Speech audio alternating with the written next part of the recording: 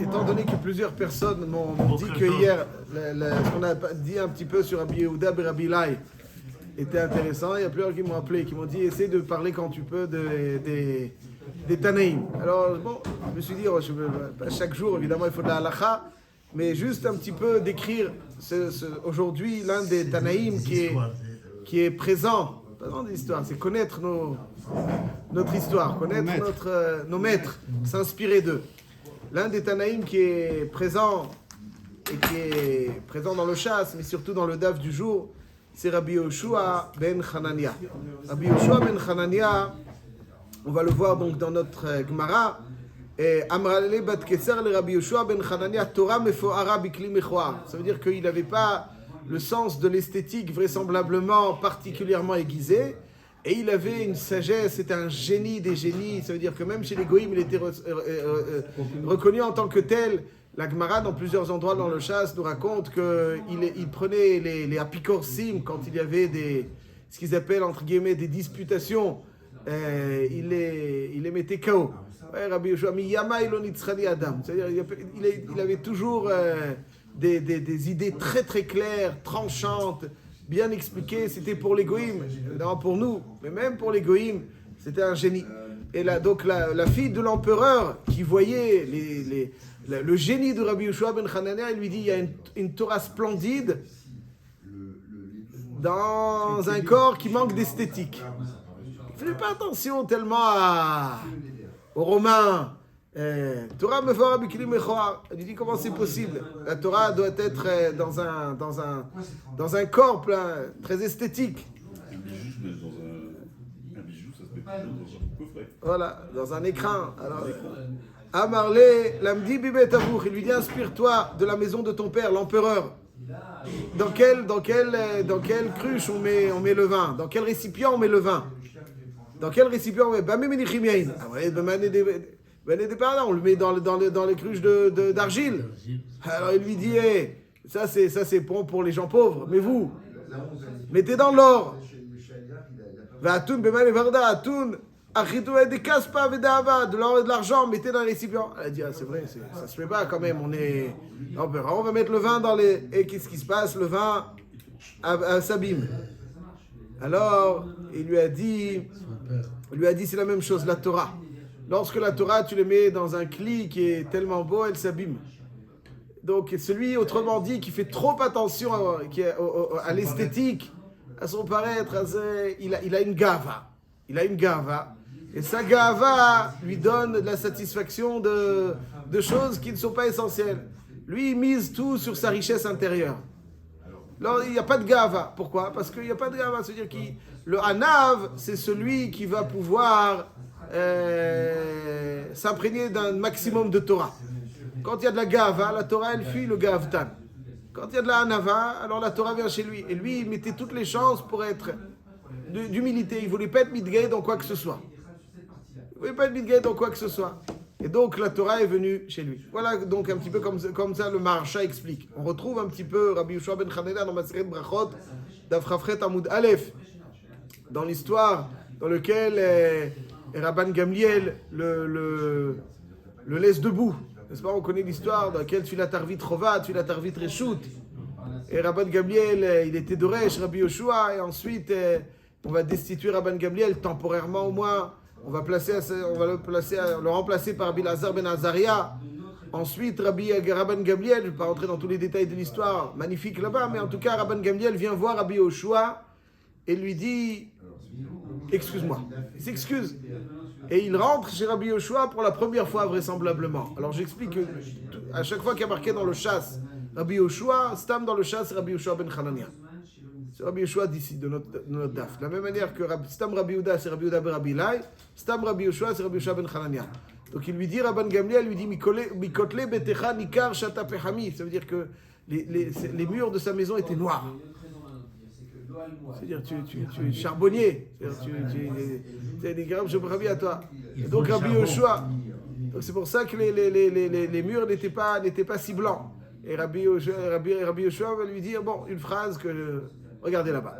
Ceci étant, Al-Kol Panim, Rabbi Yoshua, il ne vivait pas dans le luxe, loin de là. il faisait pas attention à son esthétique. Et la princesse donc lui demande, mais pourquoi? Il faut une Torah dans un bokli. Fais attention à ton esthétique, coiffe-toi comme il faut, bien comme il faut, c'est mieux. Torah, il y a un contraste.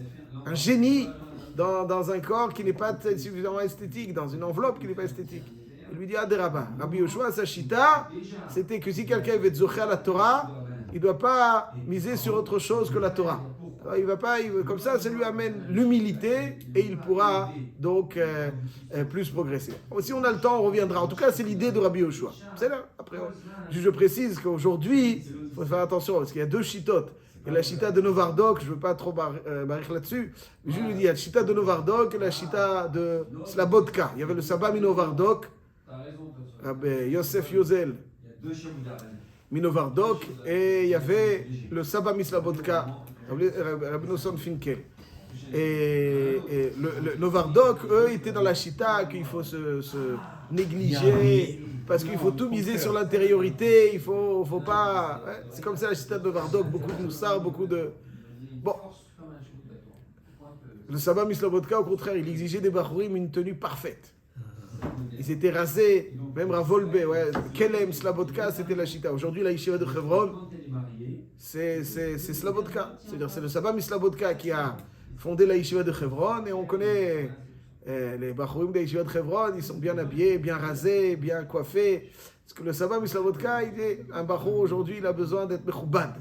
Parce qu'aujourd'hui, qu'à dire, les gens sont encore plus éloignés, ceux qui sont loin de la Torah, il faut montrer un visage attrayant et avenant. Maintenant, Novardok, il dit on s'en moque du monde, on fait notre idée. Maintenant, le Emet pour le Emet. Après, bon, sans rentrer dans prendre position, c'est pas le sujet aujourd'hui. Mais en tout cas, voilà, la chita de Novardok, c'est qu'aujourd'hui, même Ravolbe, il disait à un Bachour qui avait la barbe, il lui dit, tu te rases. Pourquoi? Parce qu'il considérait, alors que c'est pas du tout la chita classique, parce qu'il considérait qu'un Bachour, il doit pas se sentir comme un rabbin. Voilà. C'est aussi, un rabbin, j'ai des rabbins. Bon, après, aujourd'hui, dans le monde des yeshivot, ça il y a beaucoup de photos où on voit les rabbanim et les bachourim. Les rabbanim avec la barbe et les bachourim qui ne l'avaient pas encore. C'est la chita de Slabodka. La chita de Slabodka, c'est qu'il n'y a pas de barbe. Mir, Slabodka, il n'y a pas de barbe. Pas de barbe. Pourquoi? Pour pas qu'il se sente un rabbin, alors il doit paraître aussi bien. Le Kvod Torah, c'est leur chita.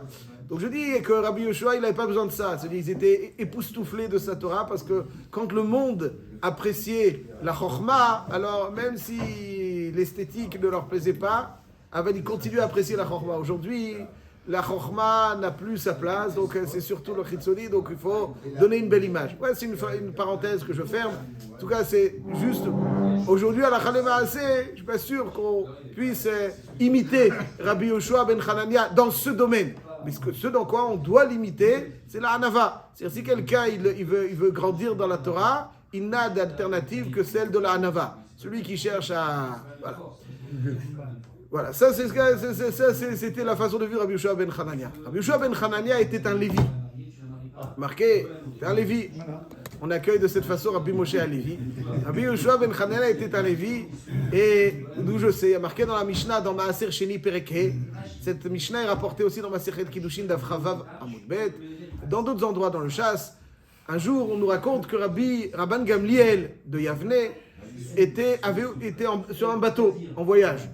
Et il était accompagné de Rabbi Yoshua, de Rabbi Akiva, imaginez, sur ce bateau qu'il y avait. Et à un moment, Rabban Gamliel se souvient, alors qu'il est en plein bateau, qu'il a laissé à la maison une récolte énorme dont il n'a pas encore prélevé le maaser. Et il avait peur que les membres de sa famille utilisent cette récolte qui n'a pas encore été me'useret. Alors que va faire Rabban Gamliel? Il va dire Isur shani atid lamoud natun li Yoshua. C'est-à-dire qu'il fallait prélever donc le maaser rishon, entre autres. Et le maaser rishon, Rabban Gamliel lui a dit comme ça, il a laissé une tonne. Ils ne vont pas manger une tonne d'ici son retour. Donc il dit, il restera ce que je prélèverai quant à mon retour, rétroactivement, depuis maintenant, et maaser, rishon. Et à qui il donne le Maaser Rishon? Au Lévi. Donc ça veut dire ça, on rentre dans la suga de ce qu'on appelle Yesh Brera. Ça veut dire que je suis ma friche dès aujourd'hui. Mais que je suis ma friche? J'ai rien pris. Je suis ma friche aujourd'hui, ce qui s'avérera être ce que je prendrai. C'est-à-dire, ce que je prendrai est déjà aujourd'hui Maaser. C'est une suga du Yesh Brera très compliquée dans la halakha, mais c'est le principe qu'a utilisé Rabban Gamliel pour permettre aux membres de sa famille de manger sans crainte. À qui il donne le Maaser Rishon? À Rabbi Yoshua. Donc Rabbi Yoshua, il était donc un Tana. Le Tana, donc il était Lévi. Il habitait à Pkein. Ouais, il avait une yeshiva à Pkein. Et d'ailleurs, dans cette même Mishnah, avant de poursuivre, à qui il donne le Maaser Ani? Le Maaser Ani, pour le distribuer aux pauvres, il va le donner à Rabbi Akiva. C'est que Rabbi Akiva, il s'occupait, il avait Torah avec Chesed. Torah avec Chesed, ça c'était Rabbi Akiva. Ça c'était donc Rabbi Yoshua. Donc on sait que Rabbi Yoshua, il ne mettait pas l'accent sur la beauté de sa maison et l'esthétique le concernant. En tout cas, je ne sais pas si dans la maison il y avait les moyens, Bichlal, de le faire, mais en tout cas, et parce qu'il misait sur la Nava, on sait qu'il était Lévi. Et il y a quelque chose de très singulier. Maintenant, on va voir un petit peu comment il est né Rabbi Yoshua à travers deux, trois Gemarot. Dans deux Gemarot, déjà, on va voir ça. La Gemara dans Baba Metzia, qu'on connaît avec Tanour Shel Achnai. N'est-ce pas, Tanour Shel Achnai? Il y avait trois nissim que Rabbi Eliezer ben Urkelus. Alors, il faut préciser.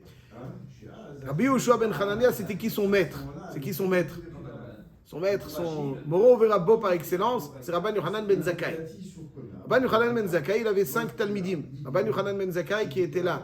C'est-à-dire que Rabbi Yoshua était vivant pendant le second Beth Amikdash. À la fin de la période du second Beth Amikdash, il va être l'élève de Rabban Yochanan ben Zakkai, qui va donc être le leader du Ham Israël pendant la destruction du second Beth Amikdash. Et qui est-ce qui va sortir Rabban Yochanan ben Zakkai de Yerushalayim siégé pour aller voir l'empereur Espatien? C'est Rabbi Eliezer ben Urkelus, c'est Rabbi Yoshua. C'est les deux qui vont le sortir, comme on sait, avec les birionim, ils vont faire semblant qu'il est mort, etc., pour le faire sortir. C'est Rabbi Yoshua et Rabbi Eliezer ben Urkelus. Donc Rabbi Yoshua, il était même un Lévi, Minam Shorerin. C'est-à-dire il avait encore chanté dans le Beth Amikdash. Et Rabbi Yoshua, donc, c'était l'élève de Rabban Yochanan ben Zakkai, qui avait aussi pour élève, un des grands élèves de Rabban Yochanan ben Zakkai, c'est Rabbi Eliezer ben Urkelus.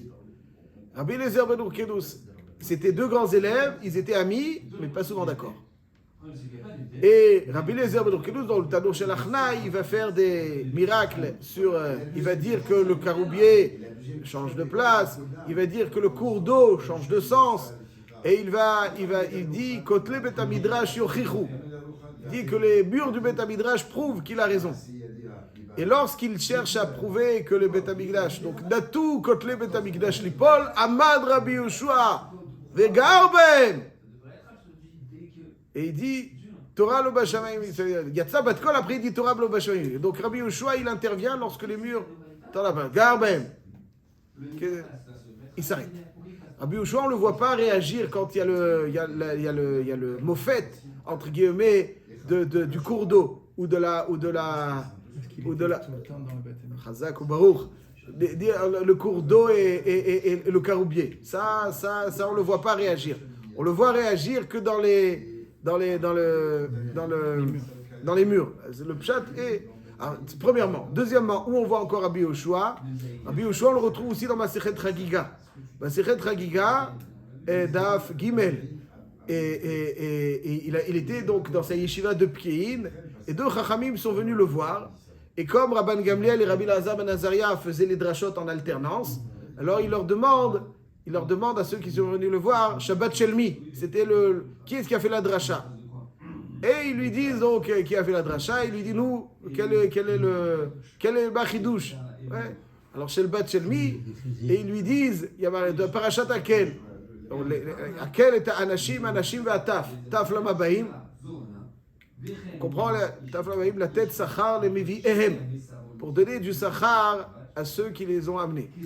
Et alors, Rabbi Yehoshua, il adore cette dracha. Il lui dit quoi? Vous avez une pierre précieuse que vous avez voulu me cacher. Alors, qu'est-ce qu'il a vu de si sensationnel dans cette dracha? Donc, je récapitule. On voit donc Rabbi Yehoshua ben Hanania, qui était un Lévi, pas Rabbi Yehoshua ben Lévi, ne pas confondre, et qui réagit quand les murs se tendent à tomber, et qui réagit aussi avec devant ces chachamim qui lui apportent la dracha de Taf Lamabaï. Pourquoi ils viennent? La tête sera bévième avec émerveillement. Comment Rabbi Yehoshua est devenu Rabbi Yehoshua? Rabbi Yehoshua, il est devenu, il y a marqué dans la Mishnah, Ashrei Yoladto. Ashrei Yoladto. C'est sa maman qui a grandement contribué à ce qu'il est devenu. Comment sa maman a grandement contribué? Barthénoura, il rapporte dans le Pirkei Avot qu'il a ramené son berceau dans le Baté Midrashot. Donc il venait de naître, qu'est-ce qui se passe? On l'amène dans le Baté Midrashot. Donc il va, depuis sa naissance, baigner dans une atmosphère de limoud. Il va baigner dans une atmosphère de limoud. Et en fait, c'est ça qui va lui donner sa force, son authenticité et sa pureté. Sa pureté. Parce qu'en fait, quand il suffit d'une petite flamme pour chasser une pièce pleine d'obscurité. Petite flamme. Rabbi Yehoshua ben Hanania, c'était celui qui a tellement baigné dans une atmosphère de limoud que sa pureté venait à bout de toute la toum'a des minimes. On a l'impression des fois qu'il va faire des études, je ne sais où, de philosophie ou de théologie pour affronter ni philosophie ni théologie. Bes Medresh. Le Beth Midrash, c'est ça qui lui a permis d'envoyer balader tous les intellectuels, entre guillemets, romains. Et puis, pourquoi? Parce que c'était le Hémet. Le Hémet, quand il est dans toute sa pureté, il balaye tout sur son passage. Tout ce qui n'est pas Hémet ne se dresse pas. Ça, c'était Rabbi Yehoshua ben Hanania. C'est pour ça qu'il a particulièrement aimé la dracha de Taf Lamabaïm. Taf Lamabaïm, la tête Sachar le Meviem, pour apporter toute la satisfaction à ceux qui les amènent. Pourquoi? Parce que c'est exactement ce qu'il a... Ils ne comprennent pas. On dit « Akel ata anashim anashim ve'ataf ». Non.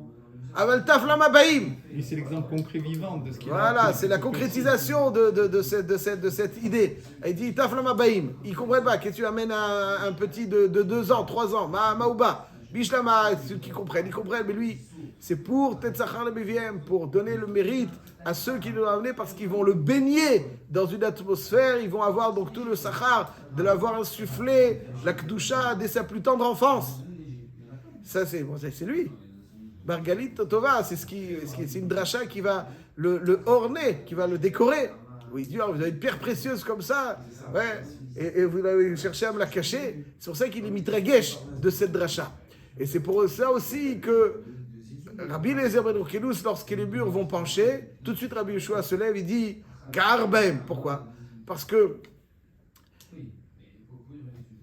Rabbi Eliezer ben Urkelus, il a pu avoir une influence sur les murs du Beth Midrash, parce qu'il disait, il y a marqué dans la Gemara dans Souka que personne ne rentrait avant Rabbi Eliezer ben Urkelus au Beth Midrash. Il rentrait le premier, il sortait le dernier.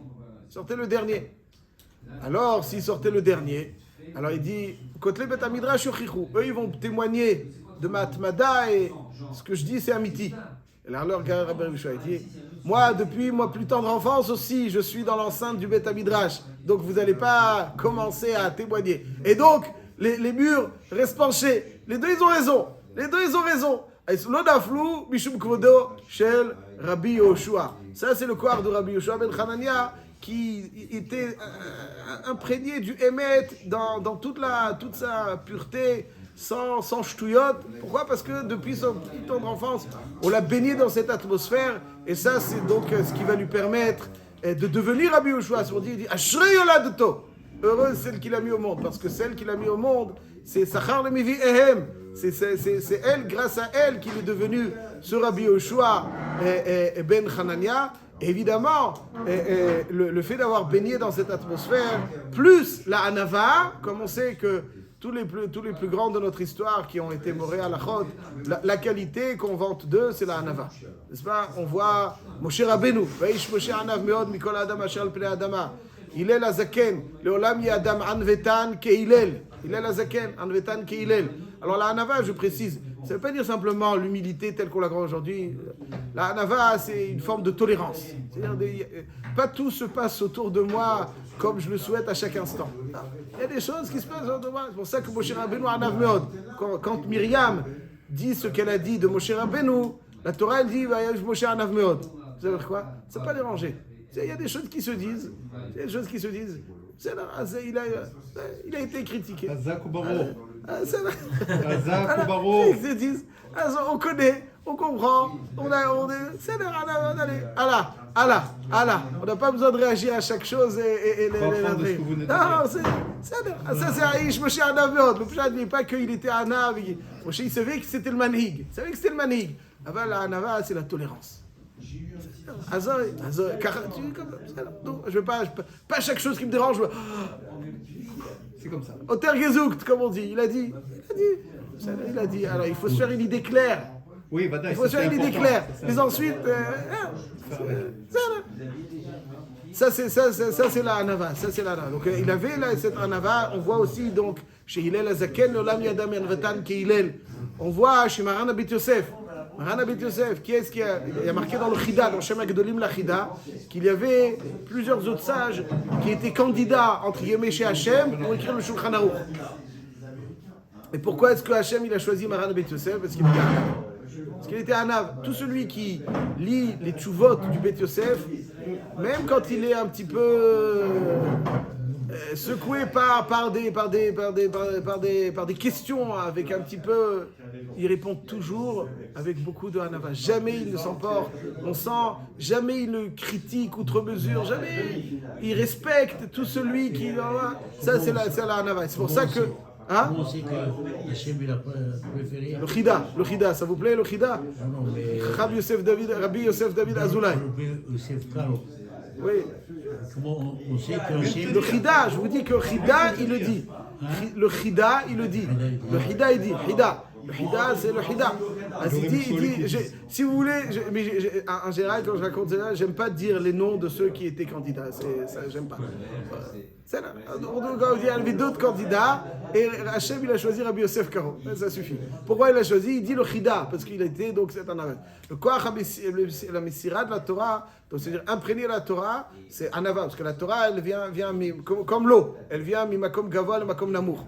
Donc il avait les deux qualités indispensables pour s'imprégner de Torah, c'est qu'il a baigné dans l'atmosphère depuis qu'il était nourrisson. Et il a été donc anav. C'est pour ça que la Torah, lui, elle imprègne. Et quand elle imprègne, Asmimeila, il est capable de répondre au minime. Parce que le or, et donc, Ad Kedekar, la Gemara s'interroge quand Rabbi Yoshua va disparaître. La Gemara dit, mais qui est-ce qui va... Elle dit, s'il n'y a pas de Rabbi Yoshua, il n'y aura pas aussi de minimes qui seront juste des petites... T'as un note à 2 balles. Hachem, il zékenegedze à ça, et le Hazak Ubaou.